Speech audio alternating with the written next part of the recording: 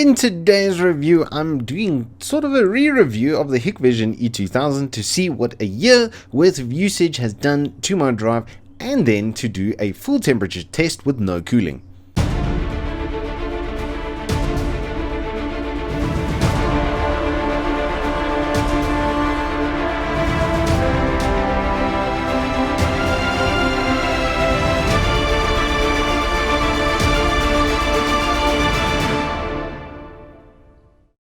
Good afternoon, welcome back to Turbo Tortoise Tech. My name is WookieXXXL, and in this review I'm having a look at something that I've already reviewed, so I'm doing something a little bit different. The E2000 series has been out for about a year. I bought the 512GB NVMe about a year ago on a Black Friday special for a whole $1,000.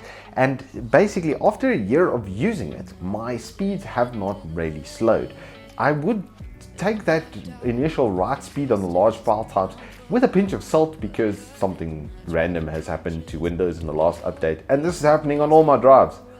So I don't think it's this one specifically that's doing that. But with the 2TB that I was given by HikVision for my test bench, I did something a little bit different. What I did was I popped it in this here nut unit without its heatsink. It does come with a little heatsink and screwdriver. This particular little heatsink and screwdriver with a thermal pad, so you can attach it to the drive if you were so inclined, and I think it would be a good idea. However, it does actually not thermal throttle, and the drive only hit 70 degrees. If it hits 80, that's when they step back and thermal throttle. So it's a full 10 degrees under where it should be for thermal throttling, and as a result I experienced no thermal throttling. And what I did to test this was just perpetual crystal disk mark tests. So I just ran them simultaneously for 30 minutes. I just kept running crystal disk mark, and then it peaked at 70 degrees. And it actually took quite a while to get there. It hovered in the mid 60s for the most of the time, and it was only sort of in the last 5 minutes that I saw it actually hit the 70 degree mark.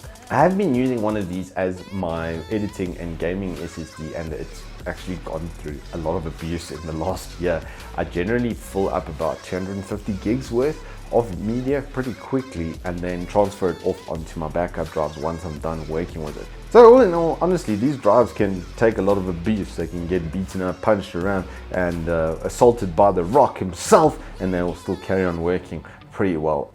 I have to say, HikVision is still one of my absolute favorite brands. I do suggest it quite highly, especially because of that 5-year warranty, and then the noticeably good, stable, long-term performance that I have been getting from my drive. I mean, that drive I would say has probably done about 800-900 gigs worth of transfer in the last 6 months. So it's been abused just a little bit, and these things just carry on ticking. There's absolutely no problem with it. So thank you all so much for watching this little re-review of the E2000. If you are interested in more information and a complete rundown of the HikVision SSD and memory products, then I will put a little link to that above. Until next time, guys, please keep well, stay safe, and I'll see you on the flip side. We can't stop, we can't stop.